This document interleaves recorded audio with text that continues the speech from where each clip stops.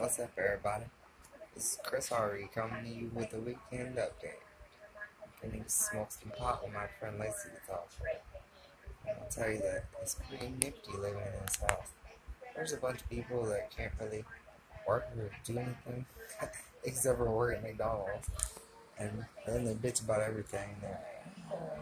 But it's a really nice, happy family kind of vibe with the bitching. Because it really doesn't matter, you know. I mean, as long as everybody's happy. At least it's not crackhead hate like it is over there at fucking Rocky's house. And, well, that's pretty much it. I guess I'll keep talking. This is my dog, Max. Max, say hello. Come here, Max. Come here. Say hello to the camera. Come here. Oh, Max. Oh. Come here, Max. Look. It's Max. I'm telling you, man. He loves me to death. Oh, well. Really don't matter. Because he's a cool dog. I've been smoking cigar butts guts this whole time. Not gonna say what happened to their outside, but it was cool. It was fun as a mother. And here's my TV. I'm watching the news. I got a pretty big TV. It's pretty nice. I paid $198 for it. They said it was a smart TV, but I was happy when it wasn't because, well, it's like smart TVs can be hacked. And I don't want people knowing what I'm doing on the internet. And, you know, like my phone can be hacked, but my phone is special. So, let me tell you something really cool. There was this one dude I was dating named Bobby, and that motherfucker was nuts. And, well, everything he did was, like, insulting to me. Thinking I was on dope, but he was the one making me be on dope. I really didn't want to be on it. But I was shooting up so much dope. Look, I did an 80 unit bump, so I would have the staying awake and moving around real fast. But I wouldn't have the brain side effects. So, you know, after you do an 80 unit bump, you have to do another 80 unit bump for that motherfucker to work, or else you won't get high off of it. So I started sitting around doing 30s all day with Bobby, and he's like, "Why can't you get high? I can never get you high." And I'm like, "Dude, it's cool. I'm chilling like a villain." And he's like, "Fuck, my eyes don't even dilate until you do another 80 bump. Or start doing 70s and then 65s and then making it all go down." But fuck that shit. I was like Superman in that motherfucker. I'm telling you. I was going around cleaning up after like 40-something tweakers had been in the house. And me and his cousin would have fun and fucking be like, "Oh yeah, let's see, you can clean fastest." I'm like, I got a big dust mop. A janitorial dust mop. So I'm running around the house like, yeah. And this bitch beats me with a broom and then sweeps up the stuff that I had missed. And I was like, man, how could I have missed that?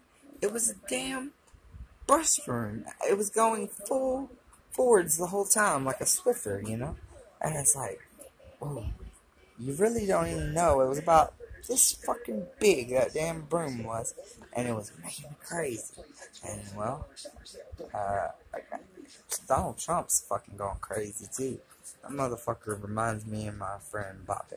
My ex-Bobby. But anyways, I don't really know. Trump is a great president. He is, like, fixing everything that needs to be fixed. He is getting rid of the due process. Not the due process that you know. The due process that takes 7 years to send somebody down for 2 years, and the time you get in jail doesn't count anymore. So you can spend 7 years waiting to go to prison if you're last on the list, as of when I went to prison anyways, and then you just be waiting around. So after 7 years, you don't get your good time, and your 2-year sentence is already passed, but you still have to do your 6 months of host squad to make it to level 1, so you can be bonded out. Or not bonded out, but paroled out. And the parole plan didn't go through, because they said, well, he's a fucking felon, so we're not fucking gonna, let's parole out to him. So I put in the exact same parole plan again, and this motherfucker, this time it went through, and they didn't give a fuck that he was a damn a felon. This motherfucker was supposed to go into the army when he was 22, and instead he skipped state, and fucking he doesn't even get arrested for it. They got arrested and sent to prison, right, for breaking and entering. And that's a completely different story. But anyways, that's what he went to prison for. So, and he fucking did a year and a half in prison and waited like 7 months. And it took me 3.5 years to get to fucking prison. But you see, it was just so horrible. And then, what else happened while I was in prison was that I had to fucking get my GED. And my GED was like, took me 3 months to get it, because you can take the pre-GED test immediately after you've been in school for a month. So that's 1 month. And then the next month, you can take the pre-GED test, which is once a month. And then the month after that, you can take the GED test. And I scored number 2 on the people in America taking the GED test that month of being in prison. And I only read the first 2 chapters of every subject, like history, all that shit. And what was really important was my damn spelling. I had to write an essay, and I know how to spell and all that shit, or I know how to read mostly. But this dude named Chris fucking helped me with my spelling and shit, and it was like out of the world. I was writing down shit like nobody's business. And then the motherfucker was like, "Oh, well, you can't parole out because he's a felon." And I was like, "Oh no." And what's even crazier is that the reason Bobby went to prison was so stupid. There was a hole in the wall of the house, right? And it had been burned down for like 2 years, but the roof was still on it, and there was a big hole in it. It was down the street from our house.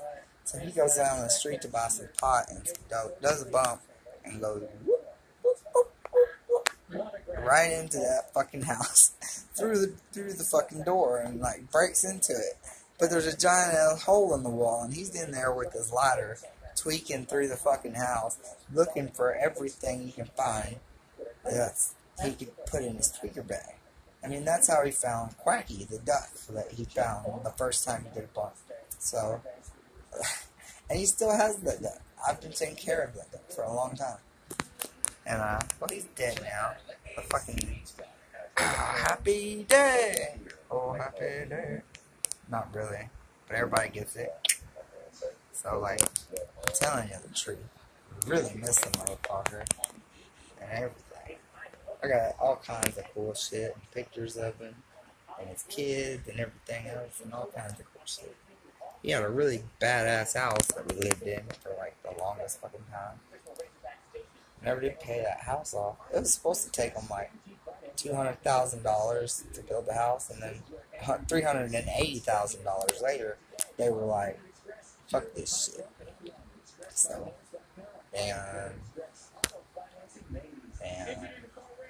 so they took the house. They quit making it, and like I had to pay the rest of it to fucking get the kitchen done. I had to remodel the kitchen because the kitchen wasn't right. Joe Motes fucked it up pretty bad. But Joe Motes is crazy. I mean, Joe Motes is the one that told us every fucking expense in the house would equal out to $196,000 and something. But $380,000, that's completely fucking different. But them motherfuckers had to build a log cabin out of a damn 100-year-old pine wood. You can get 100-year-old pine wood. Apparently it was stored on top of a damn mountain where there's no oxygen. And they fucking carried it up there with fucking helicopters 100 years ago, right? Or fucking airplanes. I don't know how they got it up there. And they just let it sit for 100 years. And their descendants fucking sold us these fucking things. This was their great-grandchildren, and they sold us all the fucking 100-year-old pine wood we needed. But it was really fucking, it was petrified. That's what I'm trying to say. That stuff was petrified. And like, what's even worse about it is like, whenever wood is petrified, it keeps the temperature like 100% energy efficient. The temperature does not go through the wood at all, but it all escapes through the fucking roof that's made out of aspen. So, and the fucking fireplace. So what I'm saying is that this motherfucking house sucked. Even though the fucking house was supposed to be like 100% energy efficient. The thing happened is that all the fucking air conditioning, I mean, they had high ceilings into a balcony that went to both rooms, and the staircase was around there. And so, this is what happened. Every time you open the door, the fucking cold air would come flying down from the top of the ceiling and upstairs, sucking the fucking coldness out of the upstairs apartments or the bedrooms, and it would go whoosh, whoosh, whoosh, whoosh. And then it would be like so powerful that it would fuck my hair up. And I had fucking lots of hairspray in it too. So, whatever was going on there. It was like $480 with as many kids as that was running in and out. Because it was Jeremy, Lizzie, Sarah, Paul, Brittany, Jeremy, every kid. Everybody's kids were there. Like 15 kids a day would come visit our 6 kids. Or his 6 kids, not mine. They were Bobby's and Barbara's kids, but I was just living there. But you see, what happened was that all these kids would be running in and out, and that Bobby would be screaming at them, "Close the fucking door! Close the fucking door!" Ah! And he wanted them to literally slide in and out of the door like a crack door, crack door, you know, push it right back as fast as they fucking humanly could, and they never did that. See, every fucking time they opened the door, like 30 of these some bitches would fucking just leave the door open and be like, oh, la, la, la, la, la, la, on their way out the door. Just to piss them off, I hope, because that motherfucker was rude to me all the fucking time. Blotted all this and blotted all that. So, I really don't even fucking know what happened to somebody. I think somebody fucking killed him. Because a man is most vulnerable in prison.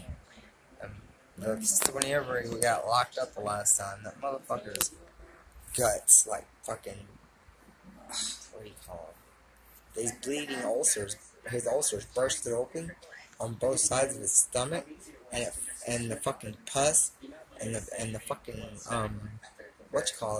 the pus went on the outside and the inside and started going into his system, while his stomach acid was coming out the side. And while it was there, it was burning up the fucking veins and shit in his stomach, and then it fucking made his fucking die, and he was dead for like over 10 minutes, and somehow they brought him back as a fucking vegetable. And Lizzie's like, well, oh, da da da da, I watched him die, he was so soothing. And I'm like, yeah, a fucking vegetable taking its last breath is peaceful. No, it's not. It doesn't even fucking know that it's fucking dying or anything. It was a fucking vegetable. You could touch him and go, ma, ma, ma, get a physical reaction out of him, but he was fucking dead in the brain. So, what happened was, this one is dies. And what I think happened, or what I know happened, or what I heard, you know, from my brother a long time ago, this motherfucker said something about be like, if you ever fucking stop taking care of Chris, you're gonna fucking die. I guarantee it. And I was like, what the fuck? And this was in the middle of the night. I just woke up and was like, came out of my room and was like looking down at him from the balcony. And what happened? This motherfucker says, I goes, well, why don't you just fuck it? That's what he wants. Why do you think he's getting you high all the time? And I'm like, thinking, what the fuck is Bobby talking about? He's like, Chris is gay? And he's like, yeah, he is, man. Look at him. Dude, the motherfucker comes out the closet wearing girls' pants when he does a fucking 80-unit bump. And I'm like, he's like, dude, he's just fucking wearing the clean stuff like you are. And I'm like, and he's like, no. I'm doing that because I am not gay. But that motherfucker is, and if you want to fuck that motherfucker, he would fuck you in a heartbeat. And he got up and said, so Chris is a prison bitch. And I was like, and they was like, I guess so. What's prison bitch mean? And he's like, Well, if you ever fucking stop letting some bitch live here, I'll come and kill your motherfucking ass. And when it comes to people like that, they are powerful in prison. They only operate in county jails and prison. So, this is what I think. Because I messaged some bitch on fucking Instagram too. And I was like, man, what the fuck are you doing? Or Bobby's dead. He didn't answer me back. And fucking I tapped something and he never fucking responded.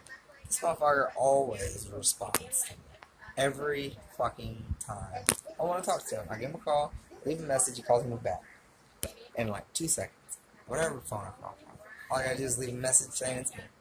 And so this motherfucker does not answer his phone. And he's constantly on Facebook.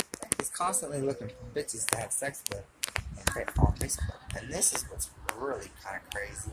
Is that, man, it's just so fucked up.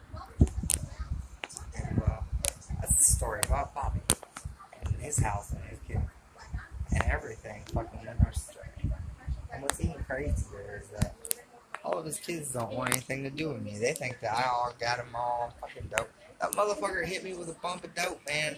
A thick 40 unit. And I was asleep. I was passed out because I was having withdrawal from the fucking pills he gave me. So what's even worse about that is that the motherfucker did it on purpose. Just because he's a narcissist. And I didn't know he was a narcissist. I thought the motherfucker had brain damage from shooting up so much fucking dope for 10 years and getting busted in the fucking head when he all the time when he was drunk, and then getting beat up by the police until his head was busted open a whole bunch of different times, and then there was a motorcycle accident. He was like, he had this big old huge scar on his fucking head, and he said it was from a motorcycle accident, and his fucking parents just pulled his skin back over his scalp, like it was cut from here all the way back. And that motherfucker, they just fucking laid him in the bed. They gave him no antibiotics or nothing. Didn't even cover his wound. Just fucking sat around praying around it. Going, and I'm like, fuck, that is so fucking stupid. And I thought he had brain damage from it. But it turns out that the motherfucker is just a narcissist. He can do anything to fucking make you feel bad. And he did it to everybody, and that's why everybody hates him except for Barbara and me and his fucking. Well, I guess his family loves him now that he ain't got. Now that he's dead, don't speak ill of the dead, they say. But that motherfucker was nuts, and there was never, ever any moment of happiness with somebody. It was constant bad things. But I just thought the motherfucker was brain damaged. But okay, he's dead now. And if you ask me, the motherfucker did do a lot of good deeds. He did so many good things for so many people, and I fucking worked for him and I helped him do the shit. So I know what was going on. But you're not supposed to brag about what you do for God, so it's like, who knows? Oh well. I guess I'll let you go. It's 20 minutes now. Bye.